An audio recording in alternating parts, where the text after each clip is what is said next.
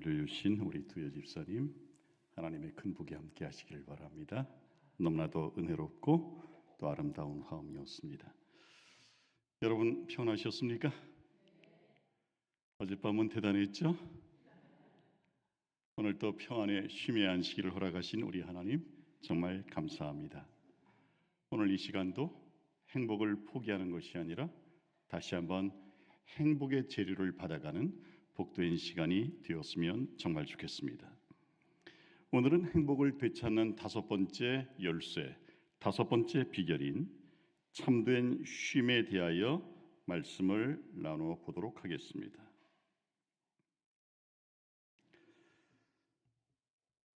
오늘 말씀의 제목은 내가 너희를 쉬게 하리라입니다. 여러분, 고대 그리스 신화에 보면 시지푸스라는 사람의 이야기가 등장합니다. 그리스 신화 내용에 따르면 당시에 불이라고 하는 것, 불이라고 하는 것은 신들의 전유물이었습니다. 그런데 시지푸스라는 사람이 그 불을 훔쳐와서 인간들에게 나눠주면서 인간들이 더 이상 춥지 않게 지냈다고 하는 그런 신화인데요. 그때 신들이 진노해가지고 시지푸스에게 하나의 벌을 내립니다. 그게 뭐냐면 이 화면에 나오는 말씀처럼 끝이 뾰족한 산에 저렇게 동그란 바위를 올려놓을 때까지 그에게는 쉼이 주어지지 않은 형벌이었습니다. 쉬지 않고 바위를 굴려 꼭대기로 가져가 보지만 여러분, 저 뾰족한 바위에 동그란 돌을 세우는 게 쉽겠습니까? 아니요. 올려놓으면 굴러 내려가고 올려놓으면 굴러 내려가고 결국 시지푸스의 삶은 끊임없이 반복되는 쉼 없는 삶이었던 것입니다. 현대인들의 삶도 크게 다르지 않습니다, 여러분. 성공의 산을 오르기 위하여 쉼 없이 살아가는 현대인의 삶은 말 그대로 시지푸스의 삶과 똑같습니다. 하지만 힘들이 올라가면 내려와야 되고 쉬지 않고 올라가다 보면 다시 떨어져야 되는 시지푸스와 같은 삶, 쉼을 잃어버린 삶, 바로 현대인의 삶입니다. 현대를 살아가는 사람들이 행복하지 못한 또 하나의 이유가 있다면 그것은 바로 쉼을 잃어버렸기 때문입니다. 크고 작은 욕심 때문에 쉼을 잃어버렸고 너무 바삐 살아왔기 때문에 쉼을 잃어버렸습니다. 한 번은 바로 이전 교회 앞에 들어오기 전에 교회에 어린이집이 있었는데요. 어린이집에 다니는 꼬마가 교회를 잘 안 오길래 얘야 교회 나와야지 했더니 대답을 이렇게 하더군요. 목사님 바빠서요. 꼬마들도 바쁘다고 말하는 걸 보면 정말 바쁜 세상임에 틀림이 없습니다. 어떻게 하면 이 바쁜 세상 속에서 쉼을 얻을 수 있을까요? 평안을 얻을 수 있을까요? 제가 정말 좋아하는 두 장소가 있습니다. 하나는 교회고 하나는 목욕탕입니다. 좋아하는 이유는 교회와 목욕탕은 정말 많은 공통점을 가지고 있기 때문에 그렇습니다. 첫 번째 공통점은 차별이 없다는 겁니다. 교회 차별이 있습니까? 없습니다. 부자나 가난한 자나 배운 자나 배움의 기회를 놓친 자나 성한 자나 병든 자나 차별이 없습니다. 오히려 더 관심 써주고 더 보살펴주는 장소가 바로 교회입니다. 여러분, 대통령이 이곳에 올지라도 대통령으로 참석하는 게 아니라 죄인으로 하나님을 우리와 똑같이 필요로 하는 죄인으로 앉게 되는 겁니다. 이처럼 교회는 차별이 없습니다. 함께 읽습니다. 시작. 누구든지 저를 믿는 자는 부끄러움을 당하지 아니하리라 하니 유대인이나 헬라인이나 뭐가 없다고요? 차별이 없다고요. 어디에? 교회의 말입니다. 목욕탕은 어떻습니까? 공평한 곳입니다. 사장도 벗어야 되고 사원도 벗어야 됩니다. 교수도 벗어야 되고 학생도 벗어야 됩니다. 사람들은 입고 있는 옷에 따라서 사람이 달라 보입니다. 입은 옷을 보면 대략 그 사람을 알 수 있습니다. 그러나 모든 것을 다 벗고 탕 속에 들어가면 빈부귀천 다 사라집니다. 목욕탕은 배 볼록 나온 사장님보다는 구릿빛 근육질을 가진 노동자가 훨씬 있어 보이는 곳입니다. 차별이 없는 곳입니다. 그래서 저는 목욕탕이 좋습니다. 또한 교회와 목욕탕은 둘 다 쉼이 있어서 좋습니다. 목욕탕 어떻습니까? 특별히 찜질방 어떻습니까? 땀 빼고 나서 푹 쉬면 좋잖아요. 옛날에는 목욕탕 하면 말 그대로 때를 미는 곳이었는데 요즘의 목욕탕, 찜질방의 개념은 말 그대로 쉼 있는 장소입니다. 교회도 마찬가지입니다. 참된 쉼이 있습니다. 안식이 있습니다. 사랑이 필요한 사람들, 쉼이 필요한 사람들, 보살핌이 필요한 사람들, 교회에서 그 쉼을 얻을 수 있습니다. 그래서 예수님은 우리에게 이렇게 말씀하십니다. 수고하고 무거운 짐진 자들아 다 내게로 오라. 내가 너희를 쉬게 하리라. 내가 너희를 쉬게 하리라. 많은 현대인들이 시지프스처럼 고단한 삶을 살고 있습니다. 그런데 예수님은 말씀하십니다. 수고하고 무거운 짐진 자들아 다 내게로 오라. 내가 너희를 쉬게 하리라. 쉼은 예수님이 주시는 것입니다. 우리 스스로 구할 수 있는 것이 아니고 우리 스스로 찾을 수 있는 것이 아니고 예수님이 주셔야만 우리는 참 쉼을 맞을 수 있고 또 가질 수 있는 것입니다. 저는 교문리교회가 참 좋습니다. 제 아내가 청년 시절 다녔던 교회, 제 아들이 또 목회했던 교회. 우리 교문리교회 성도님들, 제 아들 또 며느리 또 손주까지 아껴주시고 사랑해 주신 것 정말 제가 이루 다 말로 갚을 수 없을 것 같습니다. 진심으로 감사를 드립니다. 사랑이 있는 교문리교회, 쉼이 있는 교문리교회에서 우리 VIP 여러분들 꼭 예수님이 주시는 행복과 쉼을 누리게 되시기를 주님의 이름으로 축복합니다. 어쨌든 점점 지쳐가는 현대인들에게 정말 쉼이 필요하죠. 그것도 진정한 쉼이 필요합니다. 여러분, 쉰다고 다 쉬는 게 아니에요. 어떤 경우에는 쉬는 것이 죽을 맛인 사람도 있어요. 누구? 백수. 그렇죠?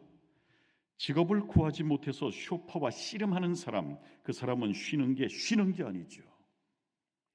한번 우리 목회자들끼리, 마음 많은 목회자들끼리 여행을 간 적이 있습니다.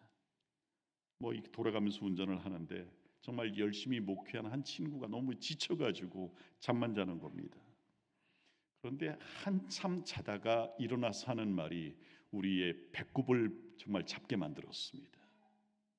실컷 자고 하는 말이 뭔지 아십니까? 쉬었다 자야지. 자도 개운치 않은 세상입니다. 참된 쉼이란 과연 무엇일까요, 여러분? 과연 참된 쉼은 무엇일까요? 첫 번째로 참된 쉼은 하나님이 등장하실 때 주어지는 것입니다. 사람 스스로는 참 쉼을 찾기가 너무나도 어렵습니다. 여러분, 욥이라는 사람이 있었습니다. 그는 동방에서 가장 부자였습니다. 돈만 많은 것이 아니라 10명의 자녀가 있었는데 그렇게 잘나고 그렇게 의가 좋을 수 없었습니다. 그런데 어느 날 갑자기 이유 없이 10명의 자녀가 한날 한시에 다 죽습니다.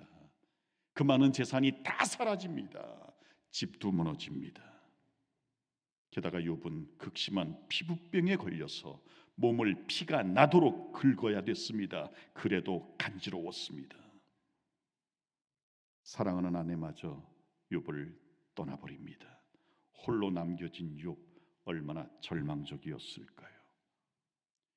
욥이 재난을 당했다는 소식을 듣고 그의 절친 세 명이 찾아옵니다. 위로 방문을 왔습니다. 그런데 그들의 위로는 위로가 아니라 고문이었습니다. 정죄였고 비난이었습니다. 여러분, 재난도 감당하기 어려운데 자신을 버리고 집을 떠나버린 아내도 진짜 버거운데 친구들이 찾아와서는 위로는커녕 정죄하고 비난을 하자 완전히 녹초가 될 수밖에 없었습니다. 그런데 하나님이 등장하십니다. 하나님이 나타나셔서 친구들의 비난으로부터 욥을 보호하시고 욥의 모든 불행을 원상복구를 넘어 갑절의 복으로 채워주십니다. 의문들, 오해들, 모든 재난의 이유들이 하나님의 등장과 더불어 완전히 해소되었습니다. 재난을 맞이했던 욥에게 참 쉼은 하나님이 등장할 때 시작되었습니다. 따라합시다. 참된 쉼은 하나님이 등장하실 때 찾아온다. 사랑하는 여러분, 여러분의 인생의 무대 전면에 하나님을 앞세우는 일이 있게 되시기를 바랍니다. 여러분, 옛날도 아닙니다. 제가 학생 시절만 해도 크리스마스를 전후로 해서 문학의 밤이 열렸습니다. 그리고 문학의 밤의 맨 마지막 클라이막스는 뭐였냐면 예수님의 탄생과 관련된 연극을 했습니다. 나름대로 연습하고 대본도 외우고 분장도 하는데 정작 그 연극의 주인공이 누구죠? 요셉입니까? 마리아입니까? 아기 예수예요. 그렇죠? 그런데 그 연극에서 주인공 아기 예수님은 언제나 소품철이 되더라는 거죠. 때로는 인형으로, 때로는 베갯니스로, 때로는 아무것도 아닌 어떤 뭉치로 그렇게 주인공을 빠뜨리고 연극은 진행되더라는 거죠. 그것이 주인공이 받는 대접입니다. 연극 속에서 말입니다. 우리도 말로는 예수님을 내 삶의 주인공으로 모시며 산다고 말하지요. 문제는 그분을 나의 주인으로 인정하면서도 늘 소품 취급하며 살아가는 데 있다는 것입니다. 때로는 무시하고 때로는 있는지 없는지도 모르고 살아간다는 거죠. 소품처럼 취급되는 것입니다. 왜 우리에게 쉼이 없는가? 왜 우리에게 행복이 사라지는가? 왜 우리에게서 정말 참 사랑을 발견하기가 어려운가? 예수님을 주인으로 모시고 예수님을 내 인생의 주인공처럼 모시고 살아야 되는데 늘 소품처리 된다는 거죠. 이제는 여러분, 소품으로서의 예수가 아니라 내 인생 무대의 주인공으로서의 예수님을 모시고 사시기를 바랍니다. 왜냐하면 참된 쉼은 하나님이 등장하실 때 가능하기 때문입니다. 그렇습니다. 예수님이 내 인생의 무대에 등장하실 때 우리에게는 참 쉼이 주어지리라 믿습니다. 또한 참된 쉼은 문제가 해결될 때 주어지는 것입니다. 여러분, 마태복음 11장에서 수고하고 무거운 짐진 자들아 다 내게로 오라 내가 너희를 쉬게 하리라, 이 말씀 속에는 내가 너희의 문제를 해결해 주겠다는 뜻도 포함되어 있다는 것입니다. 여러분, 그렇습니다. 문제를 가진 사람은 그 문제가 해결되기 전까지는 여러분 절대로 쉼이 없습니다. 예를 한번 들어보겠습니다. 이스라엘 백성들이 출애굽하지요. 웬만한 건 다 해결되었지만 이 출발한 지 석 달이 지나자 싸 가지고 온 모든 양식이 다 떨어졌습니다. 그때부터 문제가 발생했습니다. 200만 명이에요. 한 사람이 양식 1kg씩만 먹어도 여러분 하루에 얼마가 필요하죠? 200만 kg이에요. 즉 2,000톤이 필요한 거예요. 5톤짜리 트럭 몇 대가 있어야 돼요? 500대가 있어야 돼요. 곡창지대도 아니고 이건 광야예요. 한번 생각해 보세요. 모세 믿고 따라온 200만 명, 모세가 그들을 먹일 생각을 하면 잠이 오겠습니까?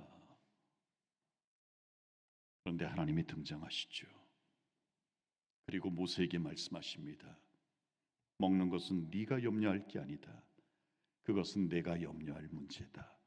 고민하지 마라. 그리고 해결해 주신 것이 바로 만나였습니다.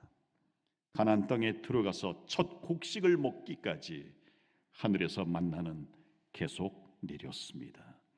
문제가 해결되자 쉼이 있었습니다. 여러분, 쉼이 필요하시죠? 그런데 쉼을 얻기가 왜 이렇게 힘들까요? 세상살이에 쉼이 없는 까닭은 문제의 연속이기 때문입니다. 한 문제를 벗어나면 다른 문제가 찾아오고 이 문제를 해결하면 더 큰 문제가 찾아오기에 우리에게 쉼이 없는 것입니다. 그런데 예수님은 우리에게 이렇게 말씀하십니다. 내가 너의 모든 문제의 열쇠라고 말씀하십니다. 그러므로 예수 그리스도를 영접하면 우리 모두는 문제를 해결할 수 있는 마스터 키를 갖게 되는 것입니다. 200만 명도 해결 못할 일을 예수님은 한 방에 끝내주시는 분이십니다. 우리 모든 인생 문제의 마스터 키 되시는 예수님을 우리 모두가 다시 한번 영접했으면 좋겠습니다. 좋으신 예수, 나에게 참된 쉼을 제공해 주시는 그 예수님 앞으로 우리 모두 나오게 되시기를 간절히 바랍니다. 그런데 우리 예수님께서는 모든 문제를 해결할 수 있는 키를 내가 이날 주겠다고 말씀하시는데 그날이 언제? 안식일이라고 말씀하고 계세요. 내 모든 문제를 해결할 키를 들고 우리가 나오기를 기다리시는 예수님, 그리고 그날은 안식일이에요. 따라서 안식일은 의무로 채워진 날이기라기보다는 내 인생의 모든 문제를 해결할 키를 내게 건네주시는 날, 내게 던져주시는 날이라고 말할 수 있는 것입니다. 좀 이따 다시 설명하도록 하고요. 또한 참된 쉼은 우리가 제자리에 있을 때 주어집니다. 어린 시절 저희 어머님의 자리는 늘 아랫목이었습니다. 요즘은 아랫목 윗목 구분이 없죠. 그런데 구들장을 떼던 시절 그때는 아랫목이 있었습니다. 아무리 침대가 좋고 관광이 좋고 단풍 구경이 좋다 손치더라도 우리 어머니는 한결같이 이렇게 말합니다. 아랫목보다 더 좋은 데 없다. 아랫목, 거기는 우리 어머니의 제자리였습니다. 그런데 그 아랫목에 계셔야 될 어머니가 종종 집을 비우시는 날이 있습니다. 그때가 언제냐면 아버지하고 대판 싸우실 때입니다. 싸우고 나면 어머니는 보따리를 싸들고 친척 집으로 가셨습니다. 그러면 아버지와 네 아들이 남아서 여러분 한 이틀 혹은 3일 끼니를 해결해야 되는데 여간 불편한 게 아니었었습니다. 라면을 먹을 때는 처음에는 좋아라 하지만 저녁에 라면, 아침에 라면, 점심에 이게 보통 일이 아니더라고요. 또 설거지 해보기나 했나요? 우리 아버지 이 유교적 전통 때문에 부엌에도 안 들어가시는 분이시고요. 저희도 그렇게 교육을 받았고요. 어머니가 아랫목에 안 계시면 정말 불편했습니다. 쉼이 없었습니다. 참된 쉼은 모든 것이 제자리에 있을 때 가능하다는 사실을 다시 한번 깨닫게 됩니다. 우리 사람들이 있어야 될 제자리는 어디일까요? 그것은 바로 하나님의 품입니다, 여러분. 우리는 우리 아버지 품에 있을 때 가장 평안하고 행복한 것입니다. 우리는 하나님 품 안에서만 참된 쉼을 얻을 수가 있는 것이죠. 가장 안전하고 가장 따뜻하고 가장 평안한 곳은 우리 아버지 하나님의 품이라는 사실 우리 모두가 알고 있지 않습니까? 우리는 그곳에서 쉼을 얻을 수 있습니다. 우리 VIP 손님 여러분, 하나님의 품에 꼭 한번 앉아보시기 바랍니다. 얼마나 따뜻한지, 얼마나 평안한지, 그리고 얼마나 근심과 걱정이 없는 곳인지 꼭 안겨보시기를 바랍니다. 침례를 통하여 여러분은 그 경험을 하게 될 것입니다. 내일 침례를 받는 영혼들 계시죠? 내일 침례를 받음과 동시에 아버지 품에 안기는 그 경험을 꼭 하게 되시기를 주님의 이름으로 축복합니다. 또한 참된 쉼은 하나님을 제자리로 모실 때 주어지는 것입니다. 여러분, 하나님은 어떤 분이십니까? 하나님은 엿새 동안 천지와 만물을 창조하신 분이십니다. 사람을 위해 해와 달과 별을 만드시고 온 우주 삼라 만상을 지으신 분이십니다. 그런데 며칠 동안 만드셨어요? 6일 동안 만드셨어요. 그리고 일곱째 날은 세상을 창조하신 것을 기념하여 쉬셨습니다. 그러므로 안식일은 일곱째 날이며 온 세계를 창조하신 창조의 기념일입니다. 그러므로 안식일을 지킨다는 말은 무슨 말인가? 하나님을 창조주로 인정하고 하나님을 창조주로 모신다는 의미입니다. 하나님은 말씀하십니다. 그날을 지키는 모든 사람들에게 안식과 복과 거룩함을 주겠다고 말입니다. 그렇다면 안식일은 과연 어떤 날일까? 몇 가지로 요약해 봅니다. 첫 번째, 안식일은 하나님의 사랑이 우리에게 쏟아지는 날입니다. 제가 고3 때 일입니다. 제가 공부와는 조금 상관없이 살다가 고3 1학기가 거의 지날 무렵 마음을 다잡고 진학을 위하여 공부하기 시작했습니다. 너무 늦었습니다. 밤을 새도 부족했습니다. 그런데 좀 공부하려 치면 어머니가 이거 먹고 해라, 쉬다가 해라. 어머니는 아들에게, 이 불쌍한 막내 아들에게 아무거나 먹이지 않으시더군요. 가난한 살림이었지만 좋은 것만 골라서 먹이셨습니다. 그리고 공부하려 치면 쉬었다 해라, 몸 축나겄다. 밤을 며칠 새고 나면 어머니가 아예 책을 감춰버리십니다. 제발 쉬어라. 여러분, 하나님은 마치 우리에게 어머니처럼 좀 쉬었다 해라, 몸 축나겄다. 그래도 쉬지 않으면 또 부탁하십니다. 제발 쉬어라, 몸 상한다. 그래도 안 쉬니까 아예 법으로 딱 정해놓으신 쉼의 날이 있어요. 이날은 네가 쉬는 날이다. 법으로 정해놓은 날이 있는데 그날이 무슨 날? 안식일입니다. 안식일은 딱딱한 법으로 정해놓은 날이라기보다는 어머니처럼 우리를 깊이 사랑하고 깊이 염려하는 그 마음을 우리에게 쏟아 부어 주시는 날입니다.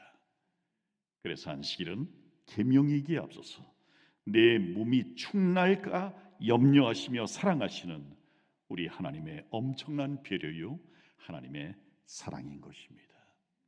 안식일은 하나님의 사랑이 우리에게 쏟아지는 날입니다. 또한 안식일은 하나님을 만나는 날이에요. 여러분, 이 사람이 누굴까요? 아이고, 답이 벌써 나왔네요. 이 사람은 오렌 버핏이라는 사람인데, 이 사람과 점심을 같이 먹으려면 얼마가 있어야 돼요? 얼마가 있어야 돼요? 최소 42억 원에서 많게는 245억 원이 들어가요. 점심 몇 끼에? 한 끼에. 그런데도 사람들이 줄을 서요. 미쳤어요. 그런데도 줄을 서요. 왜 그럴까요? 이 사람이 돈을 버는 노하우를 너무나도 잘 알기 때문입니다. 그리고 점심을 함께 먹으면 그 값을 반드시 받는다고 하는 것입니다. 하지만 아무리 돈이 많다고 이 사람과 밥을 먹을 수 있는 건 아닙니다. 약속이 되어 있어야 먹을 수 있습니다. 그것도 짧은 2시간 동안 최소 42억 원을 들여서 약속을 받아야 가능합니다. 그런데 감사한 것은 워렌 버핏보다 훨씬 더 좋은 곳을 주시는 우리 예수님을 만날 수 있는 날이 약속 잡혀져 있다는 사실입니다. 우리가 예수님을 만날 수 있는 약속된 날, 그날은 바로 출애굽기 20장 18절에 나오는데 그날은 바로 안식일입니다. 나와 약속된 날이니 꼭 기억하라고 말씀하십니다. 안식일은 하나님과 만나도록 약속된 날이니 다른 사사로운 일하지 말고 하나님과 함께 아름답게 거룩하게 지키라고 말씀하십니다. 여러분, 워렌 버핏은 돈 버는 법을 가르쳐 줄지는 모르겠지만 하나님은 그것보다 훨씬 더 중요한 영원한 생명을 나누어 주시는 분이십니다. 그러므로 워렌 버핏보다 훨씬 더 능하신 하나님이 우리를 만나 주시겠다고 약속한 그날, 하나님을 만나기 위하여 이 성전에 나오는 것은 당연한 일 아니겠습니까, 여러분? 창세기 2장에 보면 이런 말이 있습니다. 천지와 만물이 다 이루니라.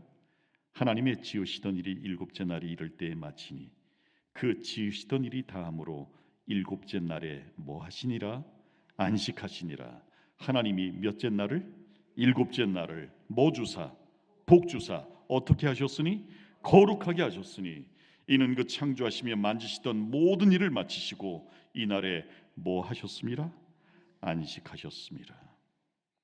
여러분, 하나님이 공식적으로 내가 사람을 만나 주겠다고 선언하신 날, 복 주겠다고 약속하신 날, 거룩하게 구분하겠다고 약속하신 날, 그날은 언제입니까?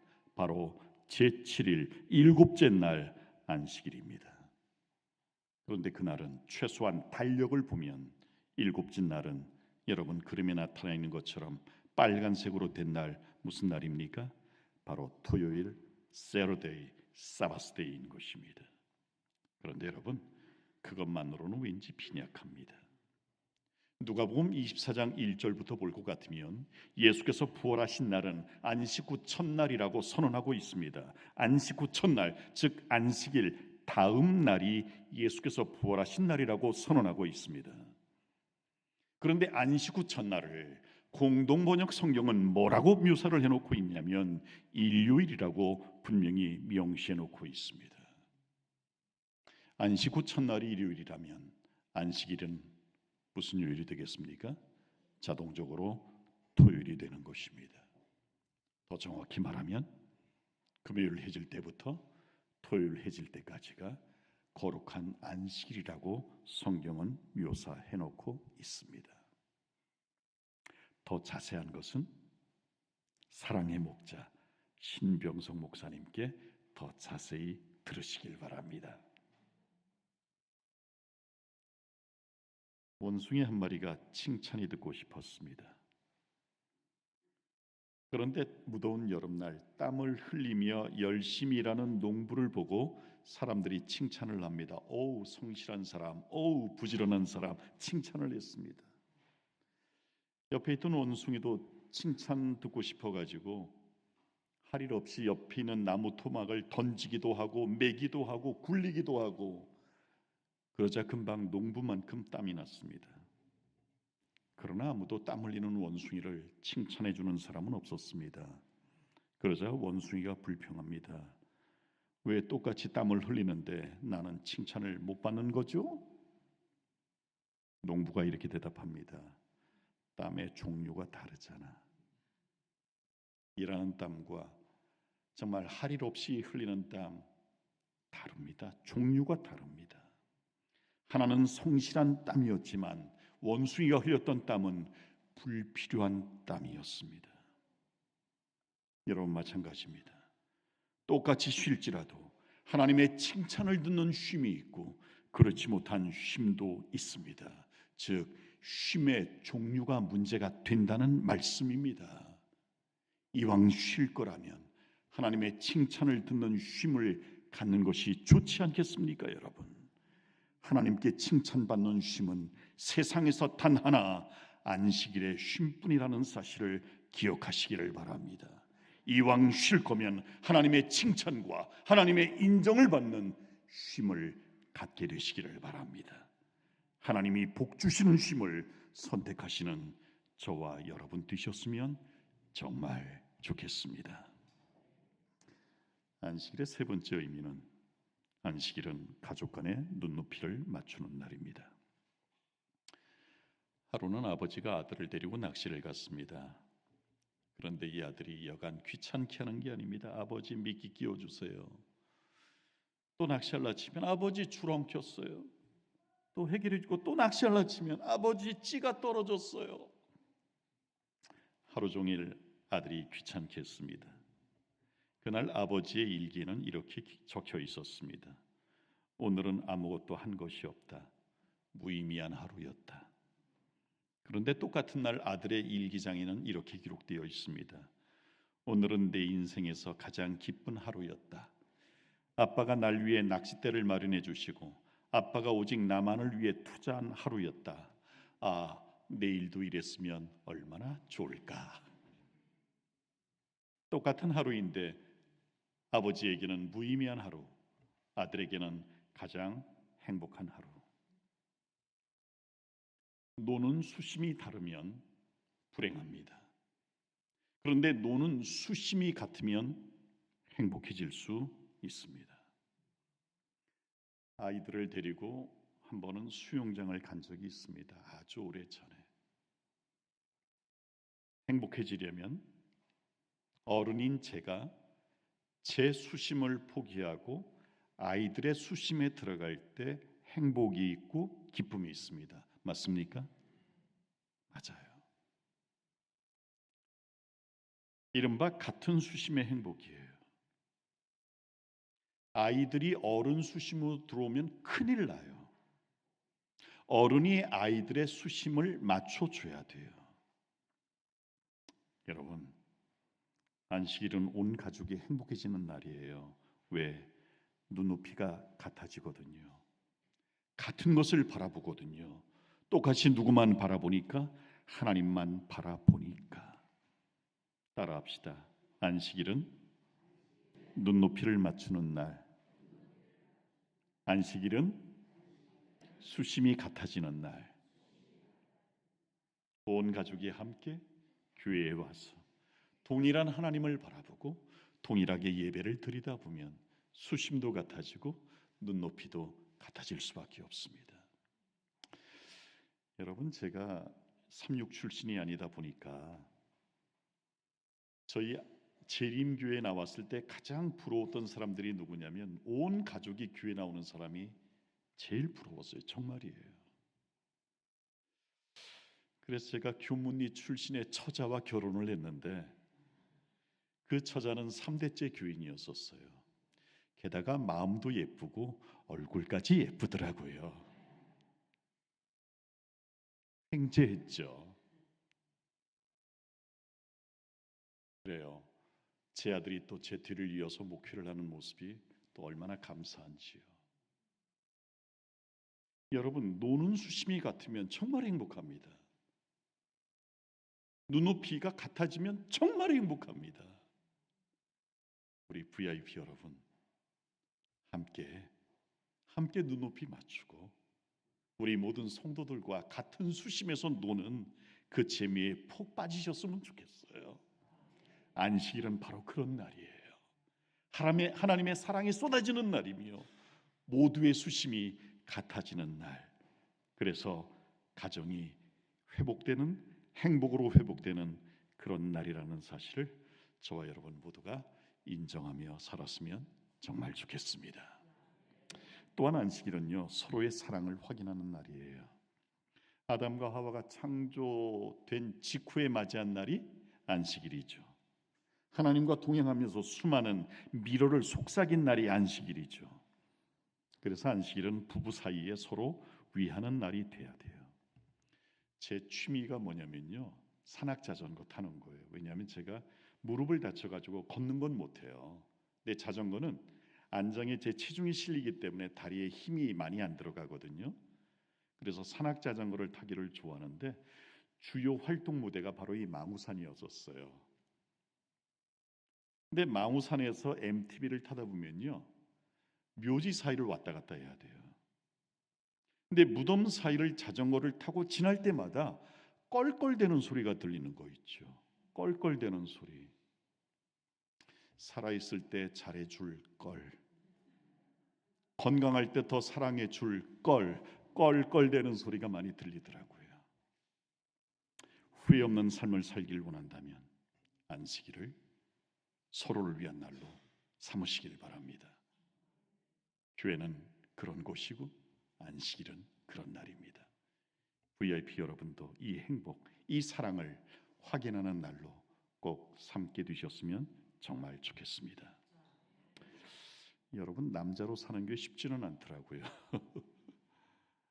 남자로 살아가면서 특별히 기념일을 잘 챙겨야겠더군요. 생일, 결혼 기념일, 그래야 가정이 편안하더라고요. 근데 이제 사위도 생기고 며느리도 생기고 손주도 생기고 뭐 외손도 생기고 이러다 보니까 꼭 기록해서 기억해야 되겠더라고요. 기록하고 기억하여 기념일은 챙겨주면 가정도 평안하고 사랑도 많이 받더군요. 그림 하나 보실까요? 여러분, 저렇게 밥 한 그릇에 된장찌개 하나만 있는 집은 기념일을 잘 구분하지 못하는 사람들입니다. 여성들에게는 기념일, 기억이 곧 사랑입니다. 기억과 기념이 여성들에게는 사랑과 동일시되는 경우가 참 많습니다. 그래요. 안식일을 기념하는 것, 창조 기념일을 기념하는 것이 하나님을 사랑하는 길이라는 사실을 기억하시길 바랍니다. 기억과 기념이 사랑을 받을 수 있는 지름길이듯 하나님께 사랑을 받을 수 있는 좋은 길은 하나님의 나를 기억하고 기념하는 것임을 기억하시기를 바랍니다.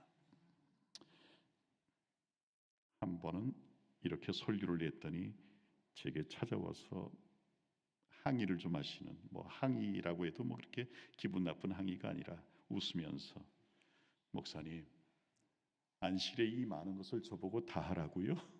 제가 할 수 있겠습니까? 그래서 저는 자신 있게 이렇게 말했습니다. 예, 하실 수 있습니다. 하셔야 됩니다. 여러분, 그림 하나 볼까요? 삼각형이 있습니다. 꼭대기에 하나님이 계시고 밑변에 나와 너가 있습니다. 여러분이 삼각형에서 가장 거리가 먼 곳은 밑변이에요. 그렇죠? 나와 너의 관계는 이렇게 멀 수밖에 없어요. 부부 사이랄지라도 이렇게 멀 수밖에 없어요. 그런데 말이죠, 안 되는군요. 내가 하나님께 더 나아가고 너가 하나님께 더 나아갈수록, 즉 꼭지점과 가까워지면 가까워질수록 거리는 어떻게 되죠? 점점 가까워지는 거거든요. 그러다 하나님 안에서, 즉 꼭지점에서 나와 너는 완전히 하나가 될 수 있는 거예요. 여러분, 제가 드리고 싶은 말씀은 이것입니다. 사람에게 집중하지 말고 하나님께 집중하면 모든 것이 해결된다는 것입니다. 안식일의 문제도 마찬가지입니다. 나에게 집중하면 안 됩니다. 상대방에게 집중하면 안 됩니다. 안식일은 온전히 하나님께 집중하는 날입니다. 하나님께 집중하면 나와 너가 온전한 하나가 될 수 있습니다. 저를 좀 따라해 보시겠습니까? 하나님께 집중하면 문제가 안 보이고, 사람에게 집중하면 문제가 더 커진다. 사실입니다, 여러분. 안식일은 하나님께 집중하는 날입니다.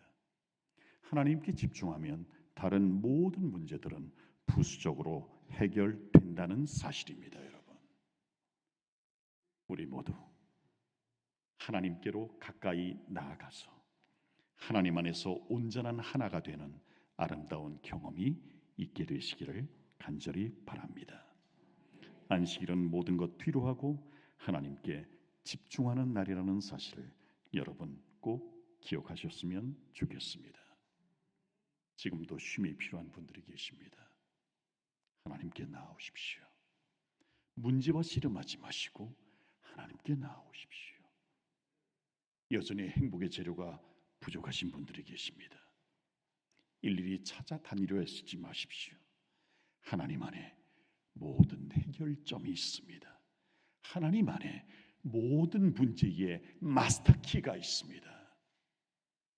하나님 앞으로 나올 때 우리는 마태복음 11장 28절의 말씀, 내가 너희를 쉬게 하리라는 쉼의 경험을 온전히 하게 되리라 믿습니다. 행복을 되찾는 다섯 번째 열쇠, 참된 쉼. 여러분, 저는 규문이 교회가 가장 훌륭한 교회이자 가장 훌륭한 쉼터라고 믿습니다.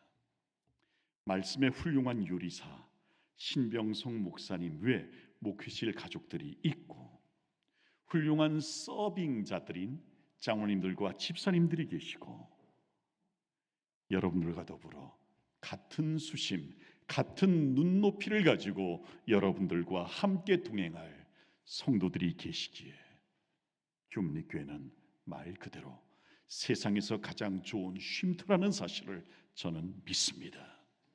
우리 VIP 여러분들, 손님 여러분들, 이제는 이곳에서 이 성도님들과 함께 이 교회의 주인이 되어주셨으면 좋겠습니다. 그러다가 우리 모두 저 영원한 하늘에서 함께 이웃으로 살아갈 수 있는 놀라운 특권도 있게 되실 것입니다. 예수님 안에서 쉼과 평안을 누리는 복된 안식일 되시기를 바라면서 오늘 말씀 마치겠습니다.